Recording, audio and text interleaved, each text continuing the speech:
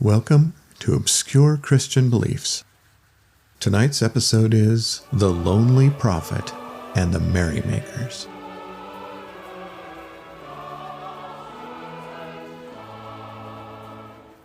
Jeremiah 15, verse 17 is one of the most haunting verses.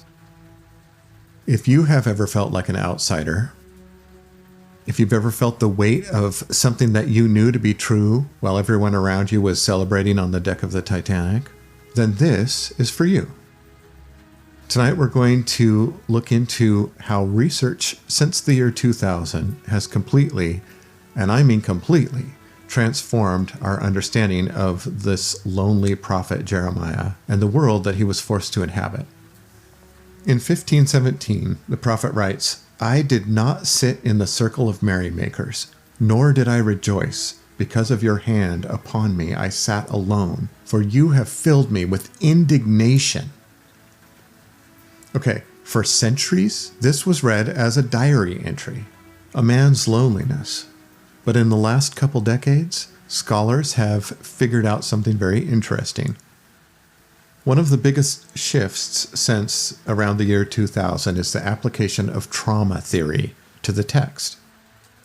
You have scholars like Kathleen O'Connor, who argue that Jeremiah's isolation is not just about his feelings, it's a symbolic embodiment of a community falling apart. And as it is written, it does make sense. In this view, Jeremiah is not only a man, he's like a vent. He's like a pressure valve for a nation's unspeakable grief. When he says he's filled with indignation, he is experiencing a psychological state of a people whose whole world is being ground to dust by the Babylonian threat. So we've moved away from seeing this as a private diary. Recent commentaries suggest Jeremiah was actually performing his life as a lesson. His loneliness was a brutal critique of the Judean elite. We could call them the 1%ers who were partying while the ship was sinking. He wasn't only sad, though. He was a mediator. Sort of like Moses, he was refusing to join a corrupt society. He was standing true to what he believed, he was holding on to his faith, and he was refusing to join a corrupt society. But was this just a literary metaphor? Really? Was it just poetry? I don't think so. Between 2005 and 2008, archaeology gave us a startling, terrifying answer. Dr. Elliot Mazar uncovered 2 clay seals in the ruins of the city of David. These seals belonged to Yehukal and Gedaliah. They were 2 high-ranking officials specifically named in the Bible as Jeremiah's enemies. So in the narrative, these were the merrymakers that he talks about. These were the men that Jeremiah was avoiding.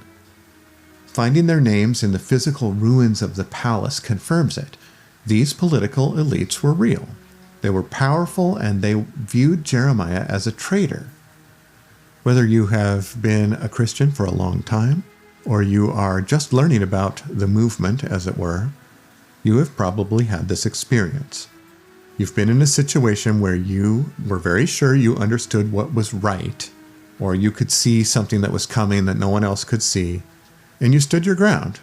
And people all around you thought you were silly and just continued with their activities as they had planned.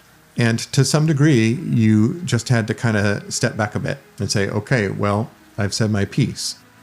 Well, that's what's going on here. Even the phrase circle of merrymakers has been redefined. Scholars now link this to the Marzia, which is an ancient elite feast involving heavy drinking and cultic rituals to cement political alliances. When Jeremiah says he won't sit with them, he's not being antisocial. He's actually having a physical reaction and rejecting the political and religious machinery of the ruling class. Again, you've probably had that experience. So by sitting alone, he was making a radical political statement.